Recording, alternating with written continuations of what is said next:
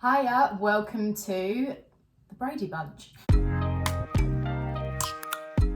So, ever since we found out that we're expecting, we've really just wanted to, keep a video blog of our journey. Yeah, this page will sort of have stuff to do with pregnancy, but also have like lifestyle stuff, just tips and advice. Like we'll get our mums on it when we can to give their little nanny advice. Oh dear. Yeah, just like the whole family's opinions and views and little bits and pieces.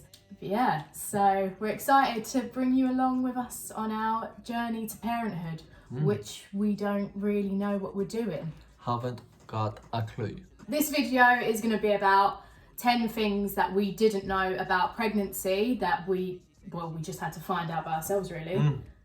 So if this helps anyone in any way, shape or form, great. Let's Jump on it then. Point number 1. Fatigue/exhaustion. So in the first trimester, I was literally like a cat, wasn't I? Just did not stop napping all the time. I cannot explain how tired you get. It's not even like you've just had a long day and you're really tired. Like you literally will sit down and just fall asleep anywhere. It is like next level exhaustion. Well, Lakita did. You might not, but Yeah. she was just constantly exhausted. Yeah. Bearing in mind, she's only 22, so if anything, you know, we thought maybe she'd have age on her side. Like, you know, she's young, she's fit, she's healthy.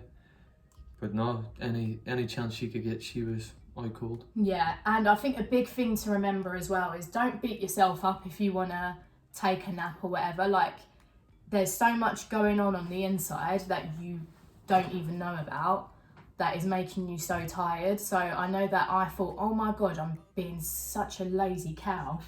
But you're growing a human, like.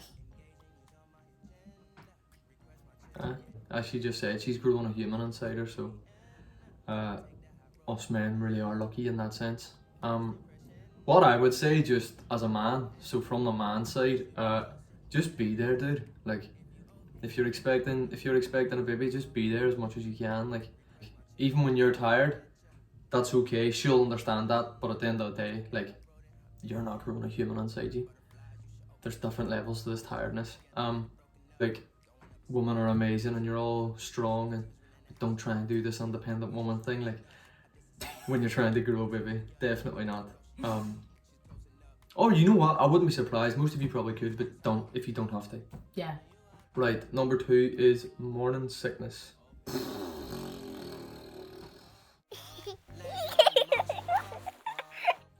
Well, where do we even begin?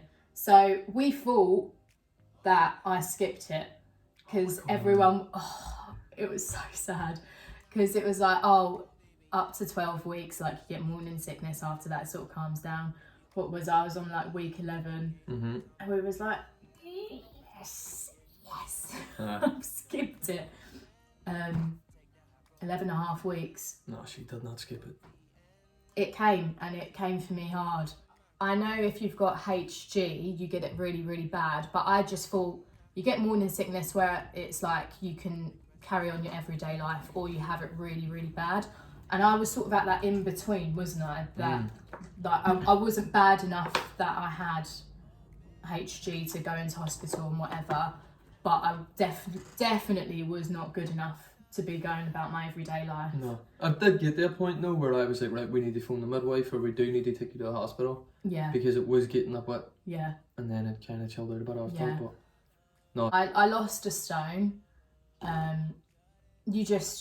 Do you know what my tips are? Just don't force feed yourself. I know it's really difficult because everyone's like, oh, get some food in your system, but honestly it does make you feel a lot worse. And I know that was difficult for you to get your head around because from an outsider's that perspective, you're like, she needs food. She needs food. But it does make you feel worse if you're just trying to force yourself to eat something you don't want to eat. If the baby doesn't want it, they're not going to suffer from it. They're taking all the nutrition. So it's not you, it's not the baby that's not getting the nutrition, it's you, because any nutrients, even if it's the tiniest bit that you've got in yourself, the baby will just steal it, and that's why you feel so crap. On the man side, just be there, dude. Literally just be there. That's all you can do. Like, you know, you can climb inside her and sort it out. So all you can do is be there and communicate with her. Ask her what she wants and ask her what she needs. And woman, communicate as well. Don't just, we're not telepathic, do you know what I mean? Don't just expect us to do it. Tell us what you want and we can do it, do you know what I mean? But I know some women like to be left alone when they're being sick. She didn't say anything about it, so I just stayed there with her. Like, I hate being sick, so just, I think me just being there for her, maybe comfort her a bit, do you know what I mean? I didn't want her to feel like she was doing it by herself or going through it by herself. Like, imagine her throwing up in the toilet and I'm just sat here watching the TV, like, chilling. That's not cool. My sister didn't have morning sickness at all, so don't look at this video and be like, I'm not getting pregnant because I'm not going to lose a stone and go for a month of having morning sickness, because not everyone has that. No. But my tips would be, everyone said to me, ginger, ginger, ginger. It's just one of those things where, yeah, ginger does work for some people, but it does not work for me. Ginger biscuits, ginger tea, all that sort of stuff. So when I've said to people, I've had really bad morning sickness, nothing's really working. If someone says that to you, like, just bear in mind that they probably have already been on Google and seen that you're meant to have ginger tea and plain biscuits and all that jazz, because it is so annoying when you've done it, you've tried it, and then people are like, have a gingerbread man. And you're like, I've tried that. It doesn't work. So I can't really give you any advice on what helped me because we didn't really find anything. No, you could keep down Rubus tea. Yeah, Rubus tea. Midwife. Literally that cat. I've always thought, I don't watch Call the Midwife or whatever, but I just thought they was like a big part of pregnancy. Well, to be fair, I've heard stories from my friends' experiences and family's experience that the midwives were amazing. Always checking up on them, like just checking in on them, and like they've now stayed like good friends and stuff because it's such an amazing experience and such a intimate experience. So midwives, I mean, what you do is amazing. Oh, 100%. Sure, and this isn't, I sounded like Shanice from Love Island. Oh, 100%. Yeah, this isn't to say that midwives are doing a bad job or whatever. This is, again, our experience. Long story short, I just don't get a text back pretty much. I feel like I've been like on a date with someone and they've completely mugged me off. Just ghosted. Because I just text all the time and I never get a reply. And that's not even just from my midwife. There's like a second number, like of a house of midwives, that if your midwife doesn't reply, you should text. And even they don't reply to me. So I'm just like, fellas, that's hard for you as well. Because, well, at the end of the day, when your girl's pregnant, everything changes. Nothing else matters. It's like, it's just an instinctive thing. And it's the most important thing. Well, they are the most important thing in the world. But when someone that's supposed to be doing their job and they're not, and especially when you're young like us and you've not been through this before and you don't know what to expect, it can be really, really frustrating. You just kind of have to keep that on the mellow and just, as I say, be there for them. But literally, Lakita would be texting. There'd be some and we'd be panicking, like there'd be situations where it's not good. Not a reply. No. I'd say text again. I think she texted 3 days in a row and didn't get anything back. No. There was a point where I had a bit of bleeding, and obviously when you think of pregnancy and you hear bleeding, you just automatically panic anyway. Like, you don't know if it's normal, if it's not normal. Like, I definitely didn't know, unless it was like a miscarriage or something really wrong, that if you're bleeding it's okay. But yeah, like beginning of second trimester I had a little bit and we was panicking and I wasn't getting a reply and I was reading all these things on Google, but obviously you're not meant to do, but you're like, what else can we do? What else can you do? Yeah, to be fair. So me and Courtney have been having voice technical difficulties with this video for the past couple of days.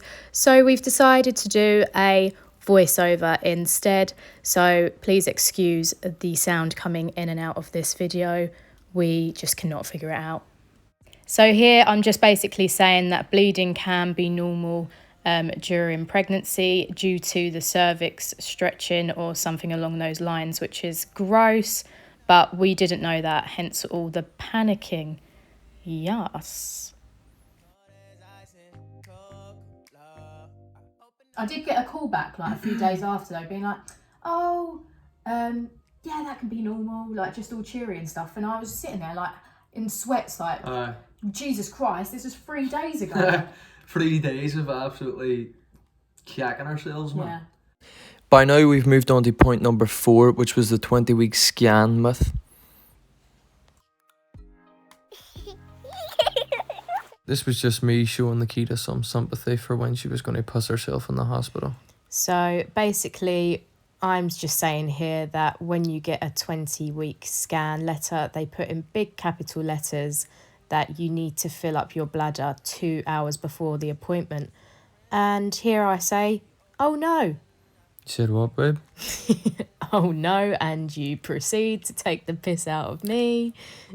So by this point, I'm just feeling no sympathy and taking the piss out of my 5-month pregnant girlfriend.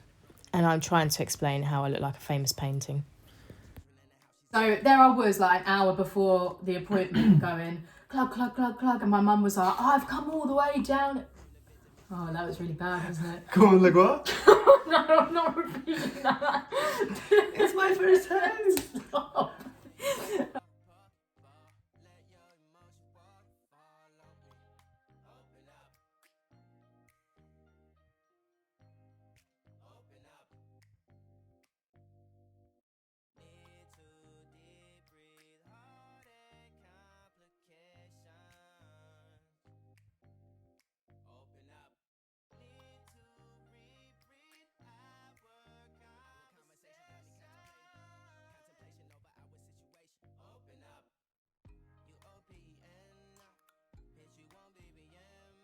By this point, I was just letting Lakita know that I knew she wasn't overreacting, and I went over to the receptionist to ask her if Lakita could use the toilet.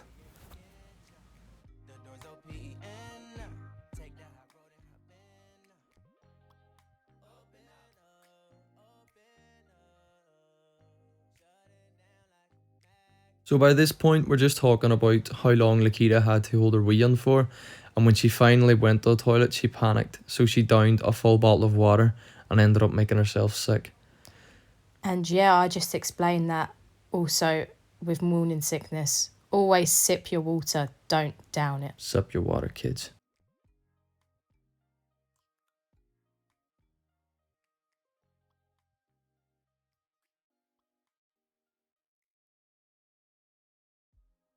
Boom.